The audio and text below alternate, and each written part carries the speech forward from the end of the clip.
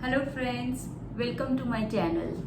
Well, आज का जो ब्लॉग है बहुत इंटरेस्टिंग होने वाला है क्योंकि हम बात करेंगे चांदी की पोशाक के बारे में।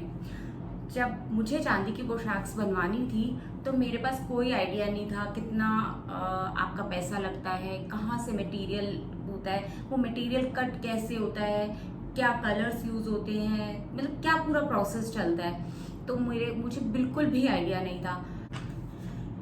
तो मैंने सोचा था कि जब मुझे पूरा प्रोसेस समझ आ जाएगा तो मैं उस पर एक वीडियो ज़रूर डालूंगी, क्योंकि मैंने इतना रिसर्च वर्क करा था बट मुझे कुछ भी ऑनलाइन कोई इन्फॉर्मेशन खास मिली नहीं थी। ये मिला था कि ये इस टाइप की होती है, वो इस टाइप की, बट क्या पूरा प्रोसेस चलता है from raw material to final product. तो उसका मुझे डिटेल में वीडियो चाहिए था जिससे मेरे लिए हर तरीके से हर स्टेप लेना और हर चीज़ को इवेलुएट करना इजी हो जाता।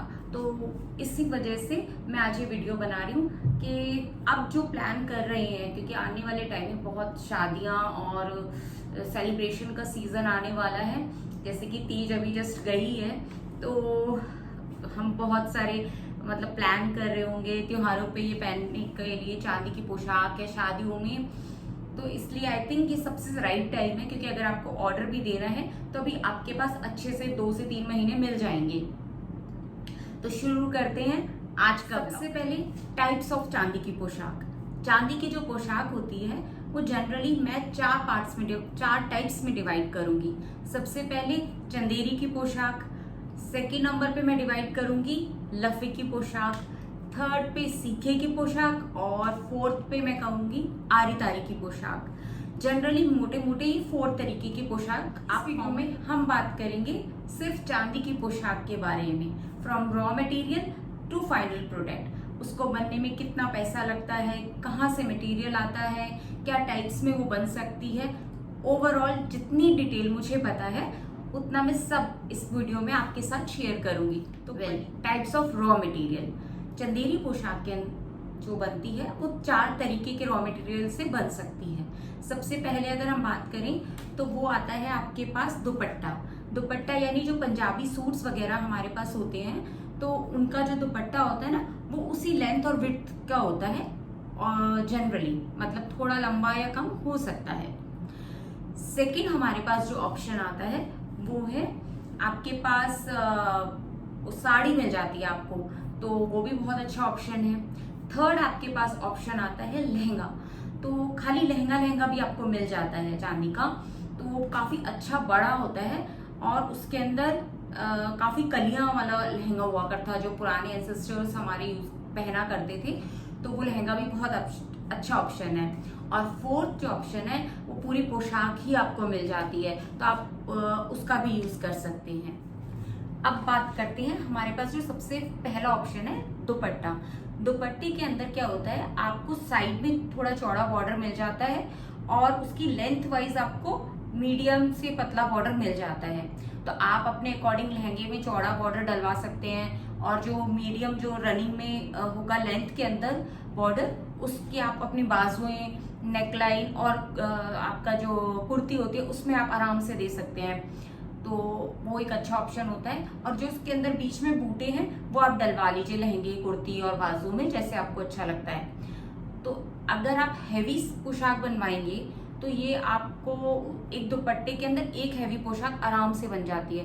बट अगर आप मीडियम पोशाक बनवाएंगे, मीडियम टू लाइट, तो 2 से 3 पोशाक मीडियम लेवल की बन जाती है। उसमें आप अच्छे से जो किरण आती है चौड़ी वाली, आप उसका यूज कर सकते हैं। फिर आप ना बूटे के अंदर भी ओढ़ने दे सकते हैं। अगर आप लाइट पोशाक बना रहे हैं पर उसको थोड़ा सा आपको मीडियम लुक देना है, तो उसके अंदर वो गोल्डन तार से ना, मतलब धागे से वो उसमें जाल बना देते हैं, तो उससे लाइट या मीडियम भी हैवी लुक देने लग जाती है।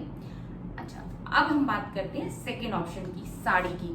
वेल, साड़ी से हम आराम से 2 हैवी पोशाक आराम से बना सकते हैं। हैवी से मेरा मतलब है ब्राइडल पोशाक जो होती हैं, जो हम रिसेप्शन पे या अपने फेरों वाले दिन पहनते हैं, हैवी पोशाक। तो आप आराम से साड़ी से वो बना सकते हैं, क्योंकि साड़ी के पल्ले में बहुत अच्छा बॉर्डर होता है, तो उसका आप यूटिलाइजेशन कर सकते हो। फिर बूटे भी, क्योंकि लेंथ बहुत ज्यादा है तो बूटे और बॉर्डर में दोनों में आपको बहुत स्कोप मिल जाता है। और आप चाहो तो एक बहुत हैवी पोशाक, मीडियम और एक लाइट पोशाक और एक साड़ी में भी बूटे डलवा सकते हो लाइट में। लाइट अच्छा लगता है, काफी एलिगेंट लुक देता है वो। थर्ड आपके पास ऑप्शन जो था लहंगे का, लहंगे में हम एक तो कर सकते हैं कि वो लहंगा एज इट इज आप छोड़ दीजिए, क्योंकि बहुत अच्छा लगता है, एक एंटीक लुक देता है। तो उसके अंदर आप ये कर सकते हैं कि मंगजी चेंज कर लीजिए उसमें, क्योंकि मैंने देखा है काफी सारे पुराने लहंगे जो थे वो बिना मंगजी के भी यूज हुआ करते थे। तो मे बी ब्राह्मण कास्ट में या बनिए में या दूसरी कास्ट में वो शायद बिना मंगजी के पहनते होंगे, पर उनका घेर बहुत बहुत अच्छा होता था। तो आप मंगजी लगवा लीजिए, अगर नहीं है तो कॉन्ट्रास्ट में या मैचिंग में, या आप चेंज करवा लीजिए मंगजी, जैसे आपको ठीक लगता है। और उसके साथ आप अपना कोई भी प्योर का जोड़ पहन सकते हैं, तो कॉन्ट्रास्ट में, या फिर जोड़ ओढ़ना कॉन्ट्रास्ट में, या फिर मतलब जैसे भी आपको ठीक लगता है मैचिंग में। फिर चौथा ऑप्शन होता है आपके पास पोशाक है। पोशाक का वर्क तो आपको जैसे अच्छा लगता है उसी कपड़े के अंदर उसी कलर में आप एज इट इज ट्रेस करवा सकते हो। अब एक पोशाक का वर्क काफी अच्छा होता है, उसमें भी आपके ऊपर है कि हैवी साइड में हमें जाना है, कि मीडियम पोशाक बनवानी है, कि हमें लाइट पोशाक बनवानी है। अब बात आती है रॉ मटेरियल के बारे में। रॉ मटेरियल आपको आपके घर में भी मिल सकता है। आप अपनी नानी दादी से पूछ सकते हैं, मम्मा से, कि भाई अगर उनके पास कोई चांदी का मटेरियल पड़ा है तो आप यूज कर सकते हैं। अदरवाइज ऑनलाइन इजीली मिल जाता है, कोई इश्यूज नहीं है। आप इंस्टाग्राम पे भी सर्च कर सकते हैं या यूट्यूब पे भी कुछ लोग डाल देते हैं, बट मैंने देखा है जितना इंस्टाग्राम पे लोग ज्यादा एक्टिव हैं ये मटेरियल बेचने के लिए, तो एक्टिवली वो प्राइस भी डालते हैं बहुत से लोग, तो आप देख सकते हैं। एक और चीज आप कर सकते हैं कि जिस बुटीक वाले से आप बनवाने के लिए जाएंगे आपकी चांदी की पोशाक, आप उन्हीं से ही ले सकते हैं। उनके पास बहुत अच्छी वैरायटी मिलती है, क्योंकि जो चांदी के सेलर्स होते हैं उनको पता होता है कि ये लोग चांदी के पोशाकों का काम करते हैं, तो वो डायरेक्ट उन तक आके ही उनको सेल आउट कर देते हैं, या जो भी उनकी मार्केट का उनको पता होता है। पर उनके पास अच्छी खासी वैरायटी रहती है, तो आप देख सकते हैं। बट जाने से पहले उस मटेरियल के बारे में पूरी रिसर्च करके जाइए। आप ऑनलाइन देखेंगे ना तो आपको काफी सारे इंस्टाग्राम पे कई ऐसी अकाउंट्स मिलेंगे जो विद प्राइस डाल रहे हैं, तो जिससे जब आप बुटीक वालों से के पास जाओ तो आप अच्छे से बार्गेन कर सको और आपको पता चले कहीं वो आपको मतलब ओवर प्राइस करके तो नहीं दे रहे, तो आपको पूरी नॉलेज रहे। जब आप मटेरियल देंगे बनाने के लिए उस टाइम में आपको आपका जो भी मटेरियल दुपट्टा है, साड़ी है, तो उसमें आपको क्या करना है, वो जो बॉर्डर्स हैं उनकी लेंथ को मेजर कर लेना है, और जो चौड़ा बॉर्डर है उसको भी लेंथ और विड्थ दोनों मेजर कर लेनी है, और नंबर ऑफ बूटे कितने हैं वो भी आपको गिन लेने हैं उसके सामने ही, मतलब जो भी बुटीक ओनर होंगे जो बना रहे होंगे उनके सामने ही आप अच्छे से गिन लेना, और उसको कहीं लिख लेना अपने पास मोबाइल में या कहीं पे भी। प्लस आप उस मटेरियल की फोटो भी बनवा लीजिएगा, और मतलब फोटो भी क्लिक कर लीजिएगा और साथ में वीडियो भी बना लेना। और तीसरा काम आप जरूर करना कि उनके सामने आप चाहे घर से भी आप अपना मटेरियल ले जा रहे हो तो घर से तो काउंट करोगी, प्लस जो जो आपका बुटीक ओनर है जो भी आपके बनाएगा पोशाक उसके सामने भी गिनना कि देखो भैया इतने हुए हैं, ठीक है। अच्छा, इसके बाद आप उनको चेक जरूर करवाना कि देखो आप ये चांदी रियल चांदी है, आप प्लीज चेक कर लो, क्योंकि बाद में मुझे ये मत कहना कि अरे इसमें इतनी कम चांदी निकली है इतनी, क्योंकि कई बार क्या होता है माइट भी वो कहते हैं अरे भाई साहब इसमें तो चांदी थी ही नहीं, भाई साहब इसमें तो मैंने अपनी तरफ से जोड़ी है या कुछ भी। तो आप अपनी तरफ से सेफली वो चांदी का जो मटेरियल है उसको पूरा अच्छे से एग्जामिन करके ही लेके जाना। और आप चाहो तो आप एक तो और जो भी बुटीक वाले उनसे कंसल्ट करके फिर जहां आपको सही लगे वहां ही आप दे देना। बारी आती है फाइनल थिंग, मेन थिंग की, पैसे की। तो कितने की पड़ती है ये पोशाक, इसका जो ट्रेसिंग है वो कितने का पड़ता है, ये सब हम बात करते हैं। देखो सबसे पहले तो आपने मटेरियल कौन सा लिया है उस पर भी डिपेंड होता है, और कितना % चांदी है उसके अंदर उस पर भी डिपेंड होता है। जैसे 100% चांदी होगी तो वो उसमें थोड़ा सा महंगी पड़ेगी, मतलब एज कम्पेयर टू जिसपे 50 या 60% चांदी होगी, तो ये आपको देखना पड़ेगा। और एक गंगा जमुना भी बोलते हैं हम, तो गंगा जमुना जो चंदेरी होती है उसमें ना कुछ जो तार होते हैं वो गोल्ड के भी डले होते हैं, तो वो सबसे हैवी चांदी की मटेरियल होता है, तो आप वो देख सकते हैं, आपकी चॉइस है। फिर अब ट्रेसिंग की बात अगर हम करते हैं तो ट्रेसिंग में कितना पैसा लगता है। वेल ट्रेसिंग का 12-13 हजार से लेके 20 हजार तक के अंदर अंदर ही बहुत अच्छे से आ जाता है। अब आपका काम मीडियम है या हैवी है उस पर भी डिपेंड करता है। बनाने वाले आपको ऐसे मिलेंगे जो सस्ते में भी बना रहे होंगे, बट प्लीज आप उनका काम जरूर चेक करिएगा, क्योंकि एक परफेक्शनिस्ट जो होता है वो उसमें जान डाल देता है।